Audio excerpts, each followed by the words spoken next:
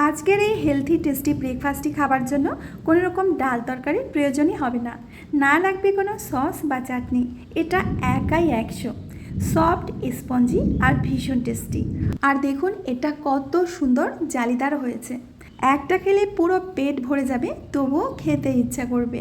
দেখুন এটা কতটা পরিমাণে সফট হয়েছে। আশা করছি আজকের রেসিপিটা আপনাদের অনেক পছন্দ হবে।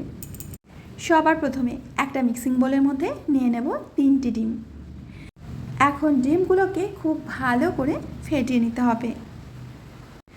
আজকের ভিডিওতে ভয়েস দেওয়ার সময় প্রচণ্ড বৃষ্টি হচ্ছে, বৃষ্টির আওয়াজটা হয়তো ভিডিওটা একটু আসবে, তো এর জন্য আমি আপনাদের কাছে ক্ষমা প্রার্থী, কিছু করার নেই। বৃষ্টিকালে তো হঠাৎ করে বৃষ্টি আসে। ডিমগুলোকে ভালো করে ফেটিয়ে নিয়ে এখন এর মধ্যে দিয়ে দেবো উষ্ণ গরম দুধ 250 ml। দুধটাকে আমি আগে থেকে জাল করে অল্প ঠান্ডা করে নিয়েছি। আর এর সাথেই দিয়ে দেবো 250 ml উষ্ণ গরম জল। আর এর সাথে দিয়ে দেবো 20 গ্রাম মতো চিনি, আর 10 গ্রাম দিয়ে দেবো ইস্ট। সব কিছুকে ভালো করে মিশিয়ে নিতে হবে।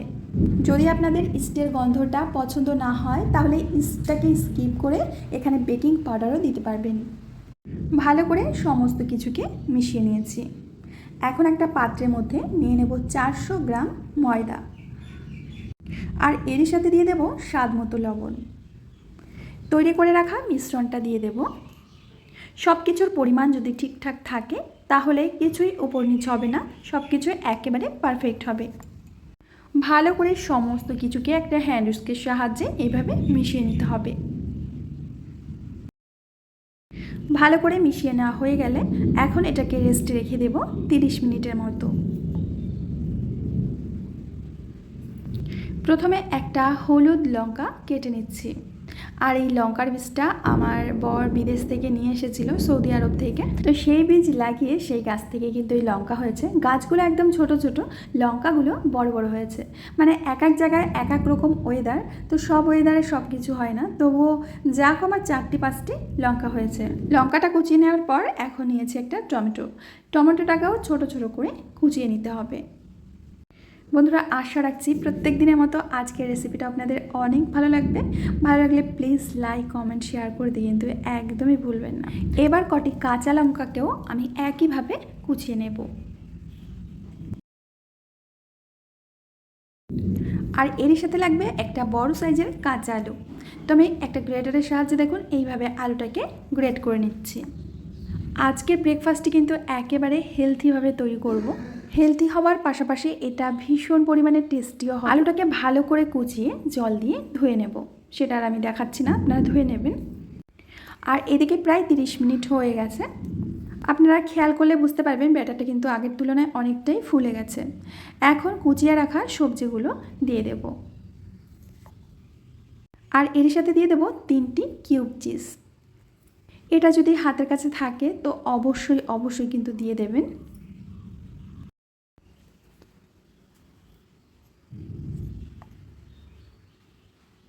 এখন সমস্ত কিছুকে খুব ভালোভাবে মিশিয়ে নিতে হবে। দেখবেন যে সবজিগুলো দেবার পর ব্যাটারটা কিন্তু আরও একটু হালকা হয়ে গেছে। আর বন্ধুরা, ব্যাটারের ঘনত্বটা আপনারা নিশ্চয়ই দেখে বুঝতে পারছেন যে ঠিক কেমনটা রাখতে হবে। আর পরিমাণগুলো ঠিকঠাক দিলে আপনাদের ব্যাটার একেবারেই পারফেক্ট হবে। আর এটা তৈরি করতে কোনো বেলাবেলিরও ঝামেলা নেই, একদম ঝামেলাহীন একটা ব্রেকফাস্ট। গ্যাস ওভেনে একটা ফ্রাই প্যান বসিয়ে দিয়ে একটুখানি তেল ব্রাশ করে নেব। গ্যাসের ফ্লেমটাকে লো করে রাখতে হবে। এবার 2 হাতা মতো ব্যাটার আমি দিয়ে দিচ্ছি। এই ব্রেকফাস্টগুলো আমি একটু মোটা মোটা করেই বানাবো, কারণ মোটা করলে এটা বেশি পরিমাণে সফট আর স্পঞ্জি হয়। ঢাকা দিয়ে লো টু মিডিয়াম আঁচে 1.5 থেকে 2 মিনিট মতো অপেক্ষা করব। 2 মিনিট পরে আমি ঢাকনাটা খুলে নিচ্ছি, আর ওপরটা কিন্তু এখন শুকিয়ে গেছে। এবার এটাকে উল্টে দিতে হবে। আর চারপাশ থেকে হালকা হালকা তেল বা বাটার আপনারা দিয়ে দিতে পারেন। তো 1 থেকে 2 বার মতো উল্টে দেব। উল্টে পাল্টে এটাকে সুন্দর করে ভেজে নিতে হবে। একটা আমাদের রেডি হয়ে গেছে, দেখুন। একইভাবে আমি আরও একটা বানিয়ে দেখাচ্ছি। হালকা করে একটু তেল ব্রাশ করে দেবেন। গ্যাসের ফ্লেমটা লোতে রাখতে হবে। 2 হাতা মতো ব্যাটার দিয়ে দিতে হবে। ব্যাস, এবার হাতার সাহায্যে একটু ছড়িয়ে দিতে হবে।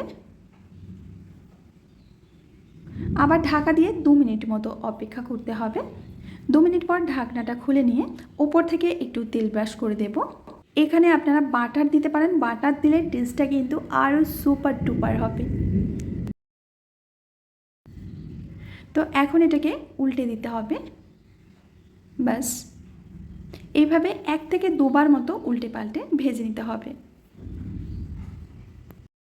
আর ওই একইভাবে সব কটি ব্রেকফাস্ট আমি তৈরি করে নিচ্ছি। আর আপনারা এটা দেখলেই বুঝতে পারছেন যে ব্রেকফাস্টগুলো কতটা পরিমাণে সফট হয়েছে, একেবারে তুলোর মতো।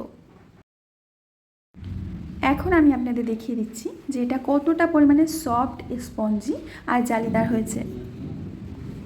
এর একটা খেলেই আপনাদের পেট পুরো ভরে যাবে, তবুও দেখবেন যে চোখের নেশা যেন যাচ্ছে না, এতটা পরিমাণে টেস্টি হয়।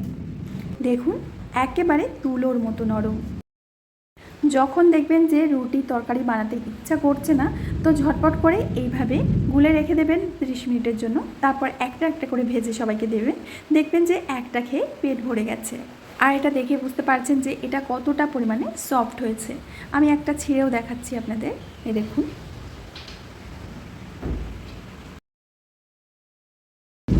একেবারে টাচ করার আগেই কিন্তু এটা ছিঁড়ে যাচ্ছে। তো বন্ধুরা, আশা করছি আজকের রেসিপিটাও আপনাদের অনেক ভালো লেগেছে। ভালো লাগলে অবশ্যই লাইক কমেন্ট শেয়ার করবেন।